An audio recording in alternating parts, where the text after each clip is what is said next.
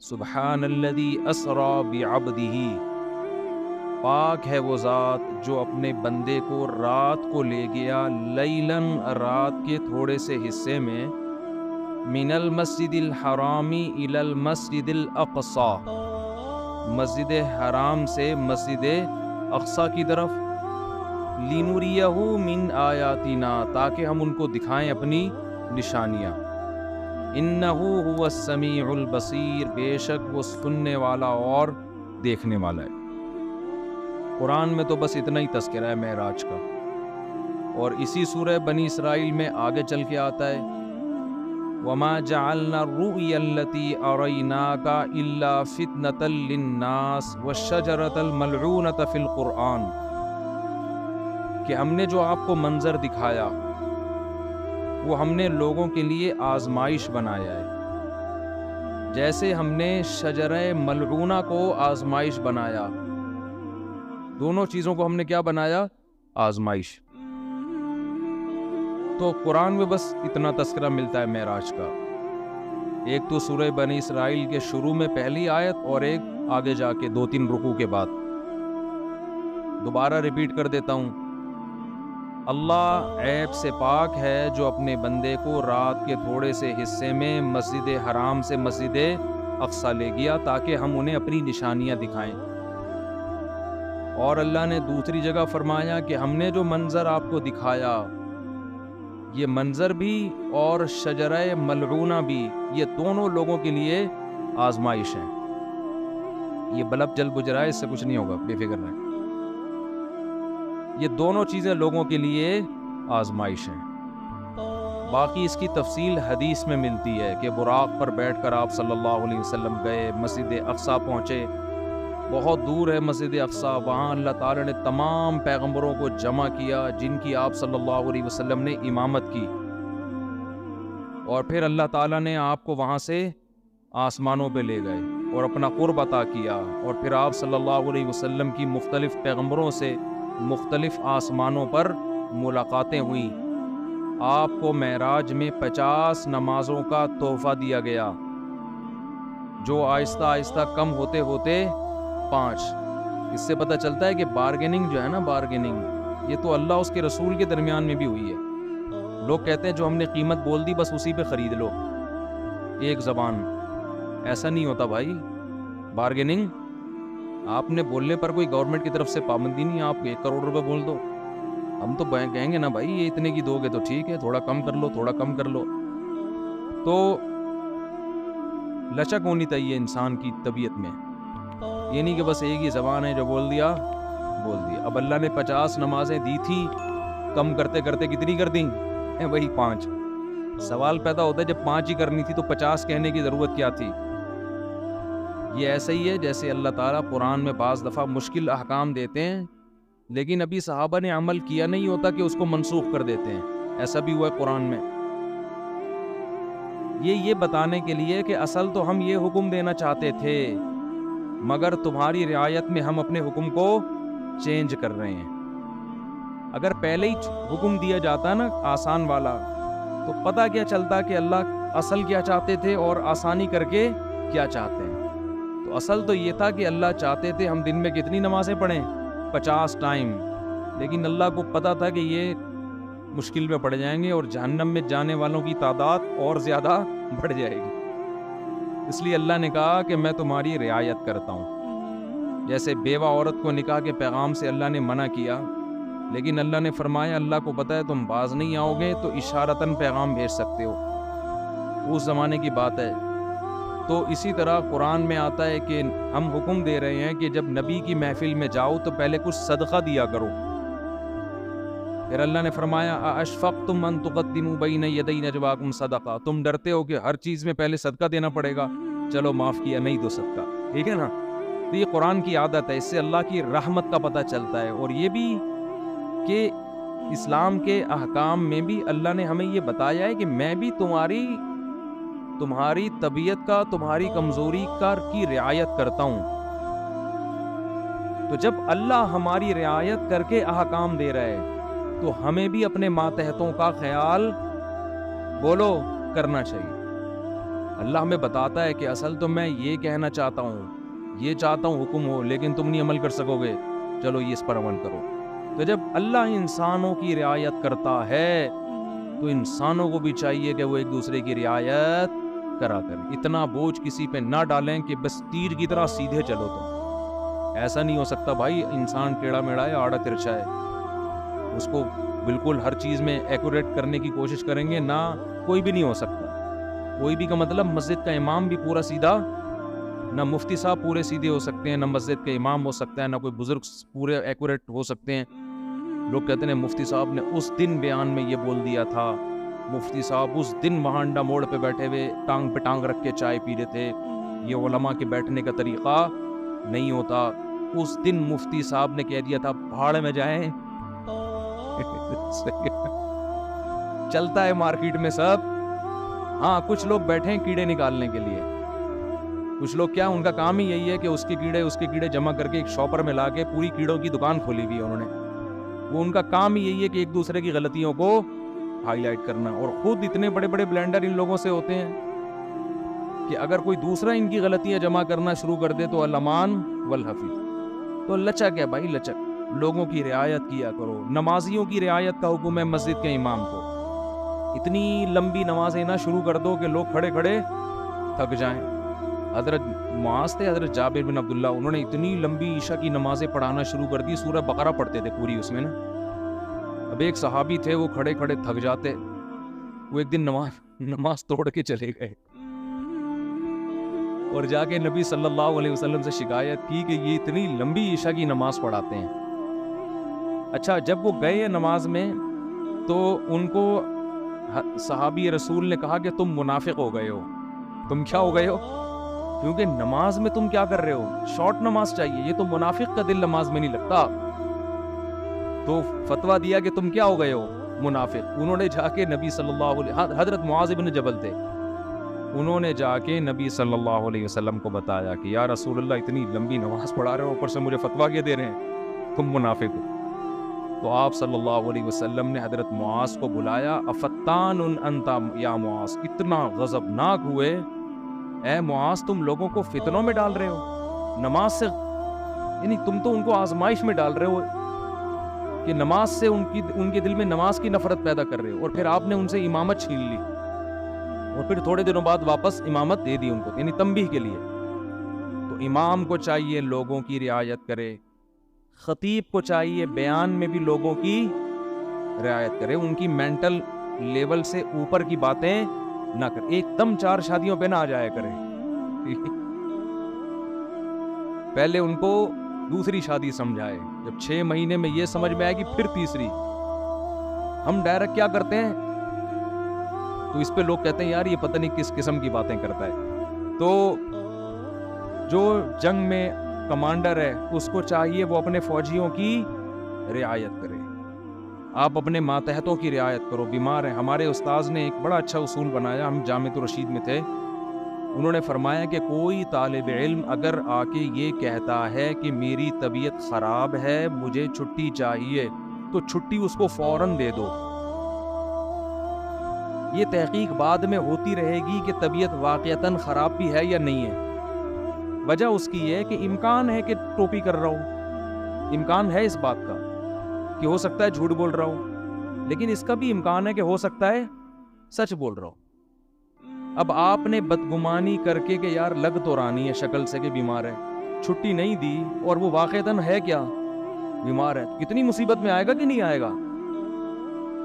تو وہ ہوتی رہے گی تحقیق، لیکن فوراً اس کو رخصت ملنی چاہیے، کیونکہ اس کا خطرہ ہے کہ واقعتاً سچ کہہ رہا ہو۔ تو یہ بہت اہم پوائنٹ کی باتیں ہوتی ہیں، ہم لوگ ان چیزوں کا گھروں میں خیال نہیں کرتے، اپنے ماتحتوں کے ساتھ، ملازمین کے ساتھ، ہر ایک کے ساتھ جو ہے نا یہ خیال کرنا چاہیے کہ اس کی حیثیت سے زیادہ اس کے اوپر بوجھ نہ ڈالا جائے۔ خیر، اللہ تعالیٰ نے اپنے حبیب صلی اللہ علیہ وسلم کو رات میں بلایا، تو میں یہ عرض کر رہا تھا کہ حدیث میں تفصیل بہت زیادہ ملتی ہے کہ آپ آسمانوں پر گئے، یوسف علیہ السلام سے ملاقات ہوئی، موسیٰ علیہ السلام سے ملاقات ہوئی، عیسیٰ علیہ السلام سے ملاقات ہوئی، ابراہیم علیہ السلام سے، اور پھر اللہ نے آپ صلی اللہ علیہ وسلم کو نمازوں کا تحفہ عطا فرمایا. تو یہ بہت احادیث میں اس کی تفصیل ملتی ہے، اور یہ سارے کام رات کے تھوڑے سے حصے میں ہوئے. پہلے تو میں اس بات کے تھوڑے سے دلائل دوں گا کہ یہ خواب نہیں تھا، یہ جاگتی حالت میں آپ کے جسم اطہر کے ساتھ ایک معجزہ تھا. غامدی صاحب کہتے ہیں یہ کیا تھا؟ خواب تھا. تو اب ہم غامدی صاحب کے دلائل بھی پیش کر دیتے ہیں اور پھر قرآن و سنت کے دلائل بھی.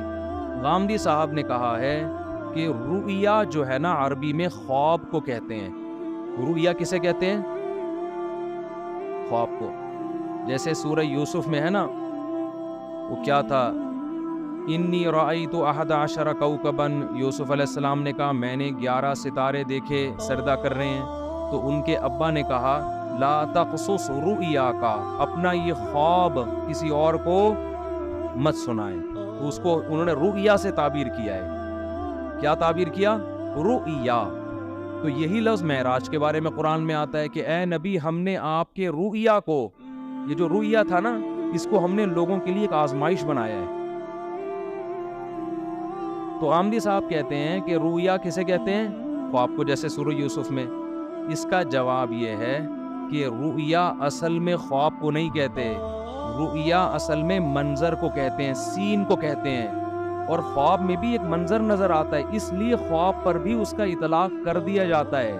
ورنہ اصل رؤیا کا معنی منظر، سین، کوئی بھی چیز آپ دیکھیں، چاہے جاگتی حالت میں یا خواب میں. کیونکہ رؤیا کا لفظ نکلا ہے رؤیت سے، رؤیت دیکھنے کو کہتے ہیں. آپ نے دیکھا نہیں رؤیت ہلال، تو کیا یہ خواب میں دیکھا جا رہا ہوتا ہے ہلال کمیٹی؟ اے بھائی جب جاگتی حالت میں دیکھ کے اتنے اختلاف ہو رہے ہیں تو خواب میں دیکھ کے پتہ نہیں کیا ہو جائے گا، 6 عیدیں ہوں گی پھر تو یہ جاگتی حالت میں ان آنکھوں کے ساتھ رؤیت ہلال کمیٹی نہیں ہے، رؤیت انی ارا ما لا ترون انی اخاف اللہ. قرآن میں جہاں بھی رآ یرآ کا لفظ آیا ہے دیکھنے کے معنی میں، تو رؤیا وہ چیز جو دیکھی جائے. اب یہ خواب میں بھی ہو سکتی ہے اور جاگتی حالت میں بھی، اس لیے اس کا اصل معنی ہوتا ہے منظر، لیکن اس کا اطلاق خواب پر بھی ہوتا ہے کیونکہ خواب میں بھی ایک سین نظر آتا ہے، آپ کو پورا ایک منظر ہوتا ہے.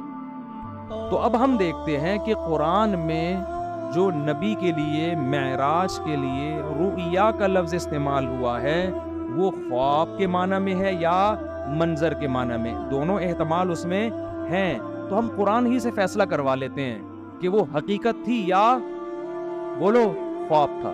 قرآن میں 2 واضح قرینے، اگر ہم حدیث کو ہٹا دیں، حدیث سے تو پتہ چلتا ہے کہ یہ خواب نہیں تھا. حدیث سے تو صاف کہ براق پہ بیٹھ کے آپ جا رہے ہیں. خواب میں ان تکلفات کی کیا ضرورت ہے؟ خواب میں آپ امریکہ جاؤ ایسے ہی پہنچ جاتے ہو بغیر جہاز کے بھی. یہ جو پورا براق آ رہا ہے، جبریل آ رہے ہیں، جایا جا رہا ہے، پھر وہاں امامت ہو رہی ہے، حدیث سے تو صاف پتہ چلتا ہے. لیکن ہم قرآن میں بھی دیکھتے ہیں کہ 2 واضح قرینے ہیں جن سے پتہ چلتا ہے کہ یہاں رؤیا خواب کے معنی میں نہیں ہے. سب سے پہلے اس رؤیا کے آگے پیچھے جو آیت ہے وہ خود ہی بتا رہی ہے. فرمایا وما جعلنا الرؤيا التي اريناك الا فتنة للناس والشجرة الملعونة في القرآن، کہ ہم نے اس رؤیا کو بھی اور قرآن میں جو ملعون درخت کا تذکرہ ہوا ہے ان دونوں چیزوں کو لوگوں کے لیے آزمائش بنایا. کیسے؟ ملعون درخت ہے شجرہ زقوم. قرآن میں آتا ہے کہ جہنم میں ایک درخت ہے جس کا پھل بے انتہا کڑوا، بہت کڑوا، جو جہنمیوں کو کھلانے کے لیے دیا جائے گا. اس پر مشرکین مکہ کہتے تھے کہ ایک طرف آپ کہتے ہیں جہنم میں آگ ہے، دوسری طرف کہہ رہے ہیں جہنم میں درخت ہے. درخت آگ میں نہیں اگتے. آئی بات سمجھ میں؟ تو اللہ نے قرآن میں فرمایا کہ اللہ، جس کا حاصل یہ ہے کہ اللہ کو یہ طاقت اور قدرت ہے کہ وہ آگ کے اندر بھی درخت پیدا کر دے. اور وہ کیا ہے اس کے بارے میں قاروہا، وہ پورے آیت مجھے یاد نہیں آ رہی، کہ اس کی جو جڑیں ہیں نا وہ جہنم کی تہ میں ہیں، اس طرح کی آیت ہے. ابے نہیں بھائی بول. خیر، یعنی اس جواب کا حاصل یہ ہے کہ اللہ کو یہ قدرت ہے کہ اللہ اس درخت کو جہنم کے اندر پیدا کر دے اور جہنم کی تہ میں اس کی کیا ہے؟ جڑیں اور شاخیں اوپر ہیں. تو آگ میں اللہ پیدا کر سکتا ہے, اللہ کے لیے کوئی مشکل نہیں ہے. دیکھو ہم نے اگر پانی کے جانوروں کو نہ دیکھا ہوتا کبھی بھی تو ہم کہتے کہ پانی کے اندر انسان یا کوئی مخلوق زندہ نہیں رہ سکتی, سانس کیسے آئے گا؟ تو اللہ نے پانی کی ہی مخلوقوں کو پیدا کر دیا. کروڑوں مخلوقیں پانی کے اندر ہی زندہ رہتی ہیں, باہر نہیں نکلتی. تو اللہ کو یہ قدرت ہے کہ وہ اسی ماحول کے حساب سے چیزیں پیدا کر دے. تو اللہ فرماتے ہیں ہم نے یہ ملعون درخت کو بنایا کس کے لیے؟ آزمائش, تاکہ مشرکین اور غیر مسلم اس کا انکار کریں کہ ایسا ممکن نہیں ہے. حالانکہ یہ انکار کرنا بنتا اس لیے نہیں ہے کہ اللہ ہر چیز پر قدرت رکھتا ہے. تو ہم نے زقوم درخت کو بھی لوگوں کے لیے کیا بنا دیا؟ آزمائش, کہ یہ اللہ کی قدرت جو مانتا ہے وہ تو اس کو مانے گا, جو اللہ کی قدرت نہیں مانتا وہ اس کا انکار کرے گا. تو اسی کے ساتھ اللہ نے نبی کی معراج کا بھی تذکرہ کیا کہ ہم نے نبی کو جو منظر دکھایا اس کو بھی لوگوں کے لیے کیا بنایا؟ آزمائش. کیا مطلب؟ جو اللہ کی قدرت کو مانے گا وہ تو مانے گا اس واقعے کو, جو کہتے ہیں اللہ ایسا نہیں کر سکتا وہ اس واقعے کا انکار کر دے گا. خواب اگر یہ ہوتا تو خواب کو ماننا کوئی اچھمبے کی بات نہیں ہے, یہ فتنہ تھوڑی بنتا. نبی کہتے ہیں مجھے خواب آیا ہے, یہ ہوا ہے. تو ابو جہل بھی کہتے تھا بھائی خواب تو کسی کو بھی کچھ بولو نا بھائی آ سکتا ہے, خواب میں تو آپ کہیں بھی جا سکتے ہیں, کوئی بھی انکار نہ کرتا. لیکن جیسے وہ کہہ رہے تھے عقلاً یہ ممکن نہیں ہے کہ جہنم میں درخت پیدا ہو جائے, ایسے ہی عقلاً یہ ممکن نہیں ہے کہ کوئی انسان زندہ اپنے جسم کے ساتھ رات کے تھوڑے سے حصے میں مسجد حرام سے مسجد اقصی اور آسمانوں کی سیر کر کے آ جائے. It isn't possible, یہ عقلاً ممکن نہیں ہے. تو اللہ کہتے ہیں دونوں چیزیں تمہارے لیے آزمائش ہیں. خدا کی قدرت کو مانو گے تو دونوں پہ یقین کرو گے, نہیں مانو گے تو دونوں کا انکار کرو گے. تو یہ بہت بڑی دلیل ہے کہ یہاں رؤیا سے مراد معراج میں حقیقت ہے جسم کے ساتھ, خواب اس سے مراد نہیں ہے, ورنہ یہ آزمائش نہ ہوتا. دوسرا قرآن میں واضح اشارہ کہ وہ تو صراحت ہے.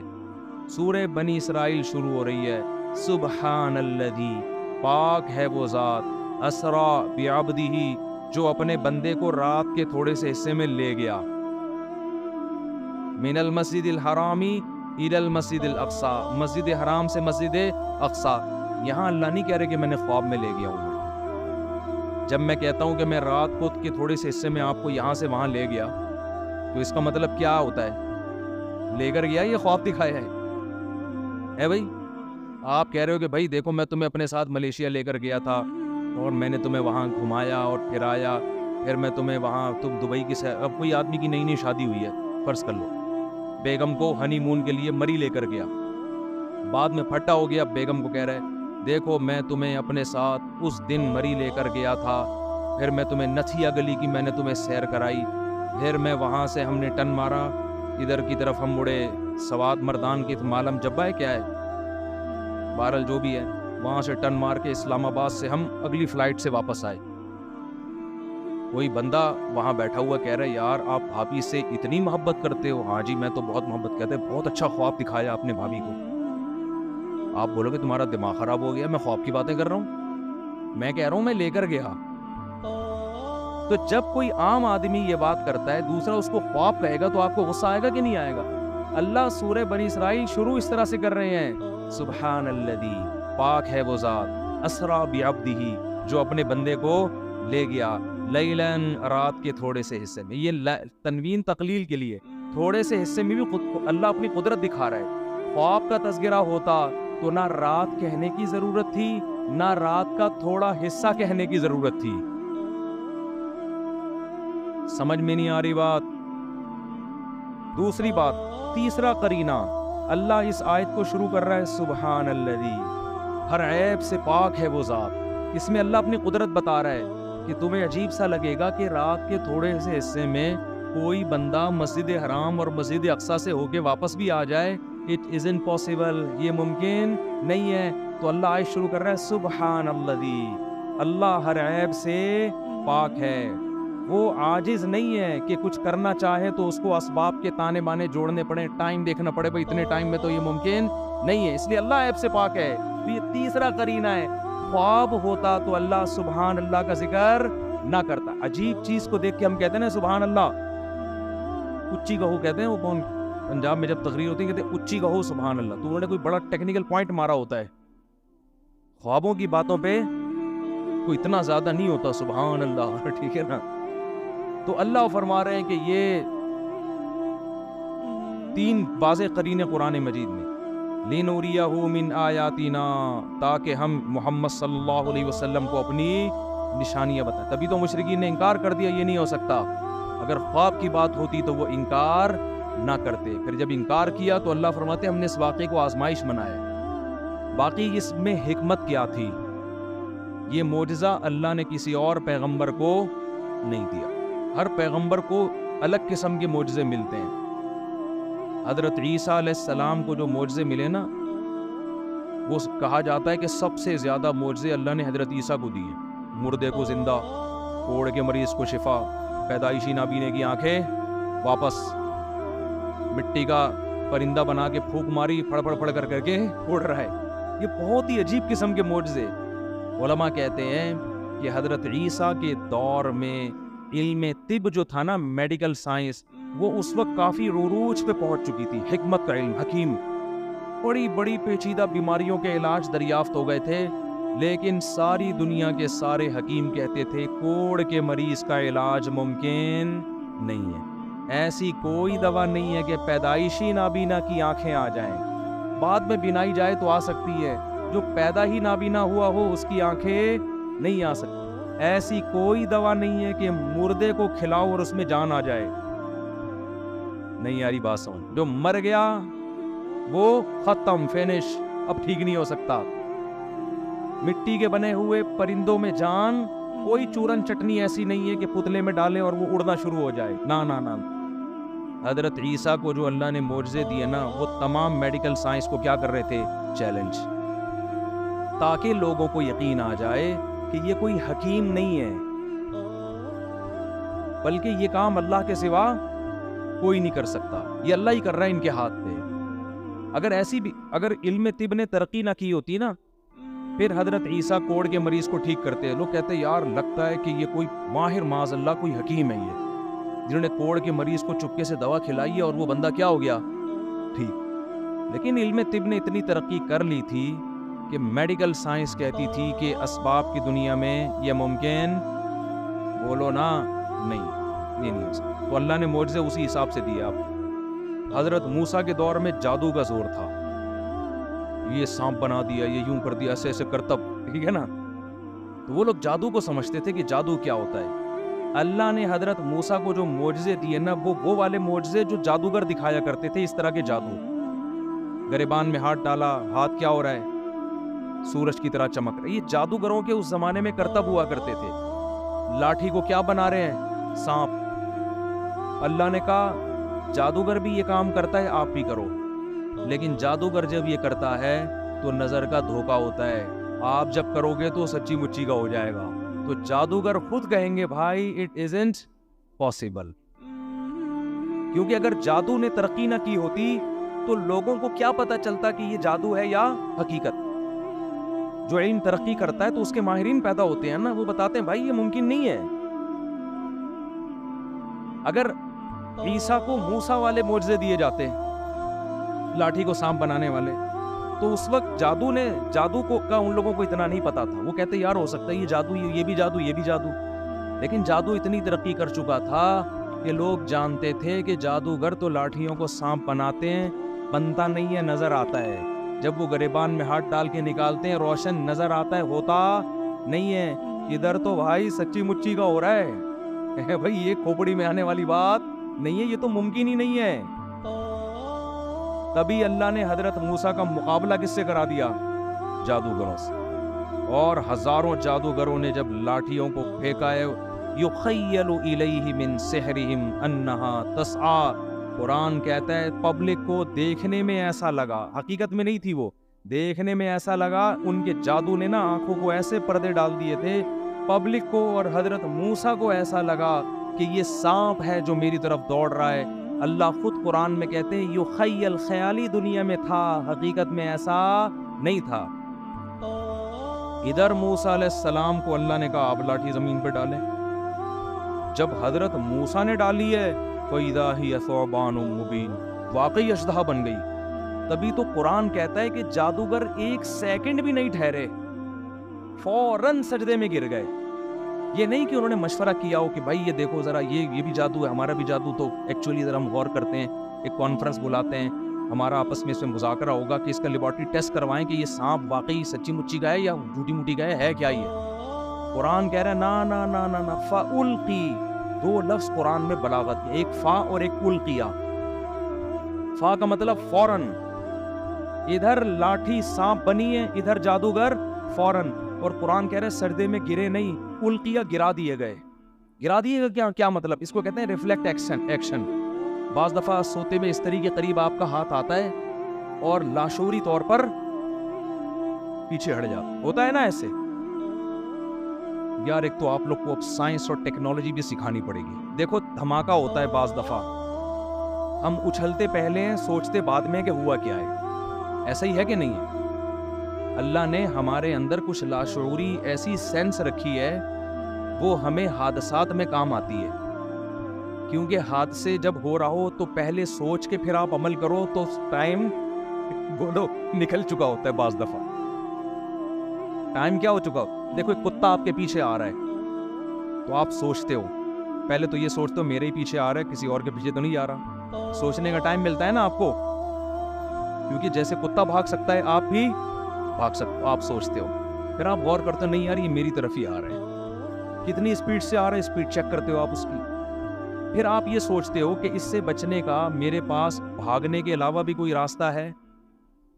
اگر بھاگنے کے علاوہ راستہ ہے تو مجھے تگڑ تگڑ بھاگنے کی کیا ضرورت؟ تو آپ کا دماغ کام کرتا ہے، آپ پتھر اٹھا لیتے ہو کہ یار پتھر سے ماروں گا بھاگ جائے گا تو مجھے بھاگنے کی ٹینشن لینے کی ضرورت نہیں ہے۔ آپ پتھر اٹھاتے ہو، کتے کو اس طرح کرتے ہو، کتا اگر ڈر کے رک گیا تو آپ کہتے ہو بہت زبردست کام ہو گیا۔ کتا اگر کتے پنے پہ آیا ہوا ہے وہ پھر بھی نہیں رک رہا، پھر آپ آخری حربے کے طور پر تگڑ تگڑ بھاگنا شروع کرتے ہو اور بالآخر آپ کی جان بچ جاتی ہے۔ یہ سوچنے کا ٹائم ملتا ہے آپ کو۔ لیکن کچھ اتفاقی حادثے ایسے ہوتے ہیں کہ ان میں اگر سوچ کے کام کرو گے تو جیسے وہی ہے نا، اکثر سناتا ہوں میں، ایک بیچارہ شیشے کے برتن بورے میں بھر کے بیچ رہا تھا۔ ایک عادت ہوتی ہے نا بعض لوگوں کی، تو ایک سیٹھ صاحب کی عادت تھی ہر چیز کو ٹھوکر مار کے پوچھتے تھے اس میں کیا ہے۔ تو وہ شیشے کا برتن اس بیچنے والے نے اس سیٹھ صاحب کے سامنے رکھا، سیٹھ صاحب کو پتہ نہیں تھا اس میں شیشے کے برتن ہے۔ سیٹھ صاحب نے بوری پہ پاؤں مارا، بولا اس میں کیا ہے؟ اس نے کہا ہے نہیں تھا اب نہیں ہے۔ تو یہ کچھ ایسی چیزیں ہوتی ہیں جن میں سوچنے کا ٹائم، بھائی اس میں ٹھوکر مار کے پوچھو گے تو اب نہیں ہے، پوچھ کے ٹھوکر مار دیں آپ۔